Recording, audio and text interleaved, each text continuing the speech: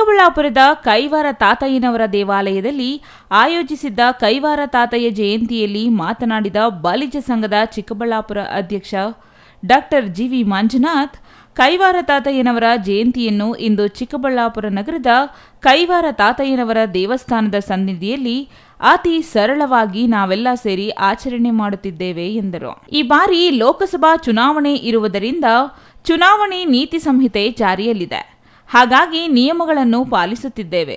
ತಾತಯ್ಯನವರ ಜಯಂತಿಗೆ ಪ್ರತಿ ವರ್ಷ ಹಳ್ಳಿಗಳಿಂದ ಹಾಗೂ ಮನೆಗಳಿಂದ ದೀಪಗಳು, ಕಳಶ ಹೊತ್ತು ತರುವ ಮೂಲಕ ಪಲ್ಲಕ್ಕಿಗಳು ಅಲಂಕರಿಸಿ ಚಿಕ್ಕಬಳ್ಳಾಪುರ ನಗರದ ಪ್ರಮುಖ ರಸ್ತೆಗಳಲ್ಲಿ ಮೆರವಣಿಗೆ ಮುಖಾಂತರ ಆಚರಣೆ ಮಾಡುತ್ತಿದ್ವಿ ಎಂದರು. ಶ್ರೀ ಶ್ರೀ ಶ್ರೀ ಶ್ರೀ ಸದ್ಗುರು ಕೈವಾರದ ತಾತಯ್ಯನವರ ಜಯಂತ್ಯೋತ್ಸವವನ್ನು ಇವತ್ತು ಚಿಕ್ಕಬಳ್ಳಾಪುರದ ಕೈವಾರದ ತಾತಯ್ಯನವರ ಸನ್ನಿಧಿಯಲ್ಲಿ ಅತಿ ಸರಳವಾಗಿ ನಾವು ಆಚರಣೆ ಮಾಡ್ತಾಯಿದ್ದೀವಿ.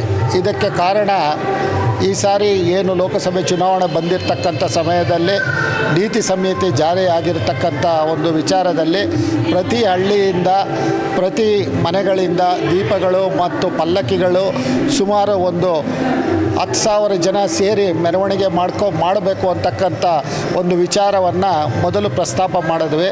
ಆದರೆ ಕಾರ್ಯಕಾರಿಣಿ ಸಮಿತಿಯಲ್ಲಿ ಎಲ್ಲರ ಅಭಿಪ್ರಾಯವು ನೀತಿ ಸಂಹಿತೆ ಇರೋದರಿಂದ ಮತ್ತು ಅನೇಕರು ಭಾಗವಹಿಸ್ತಾರಾಗ, ಸ್ಟೇಜ್ ಕಾರ್ಯಕ್ರಮ ಇದ್ದಾಗ ಅನೇಕ ಪಕ್ಷಗಳ ಮುಖಂಡರು ಸಹ ಬರ್ತಾರೆ, ಆಗ ಅದು ಬೇರೆ ಥರ ಆಗುತ್ತೆ ಅನ್ನೋ ಒಂದು ನಿಟ್ಟಿನಲ್ಲಿ ಈ ದಿವಸ ತಾತಯ್ಯನವರ ಸನ್ನಿಧಿಯಲ್ಲಿ ಅತಿ ಸರಳವಾಗಿ ನಾವು ಜಯಂತ್ಯೋತ್ಸವವನ್ನು 25/3 ಸೋಮವಾರದಂದು ಮಾಡ್ತಾಯಿದ್ದೀವಿ. ತಾತಯ್ಯನವರ ಕೃಪೆಗೆ ಪಾತ್ರರಾಗ್ತಾರೆ. ಆ ನಿಟ್ಟಿನಲ್ಲಿ ಇವತ್ತು ನಾವು ಈ ಸಂಭ್ರಮವನ್ನು ಆಚರಣೆ ಮಾಡ್ತಾಯಿದ್ದೀವಿ. ಇನ್ನು ಈ ಮಹಿಳೆಯರು ಕೈವಾರ ತಾತಯ್ಯನವರ ಹೆಸರಿನಲ್ಲಿ ದೇವಾಲಯಕ್ಕೆ ಬಂದಂತಹ ಮುತ್ತೈದೆಯರಿಗೆ ಅರಿಶಿನ ಕುಂಕುಮ, ಕೈಬಳೆ ಕೊಡುವ ಮೂಲಕ ಕೈವಾರ ತಾತಯ್ಯನವರ ಜಯಂತಿಯನ್ನು ಆಚರಣೆ ಮಾಡಿದರು. Jangalahalli Ashwath, CTV news, Chikkaballapur.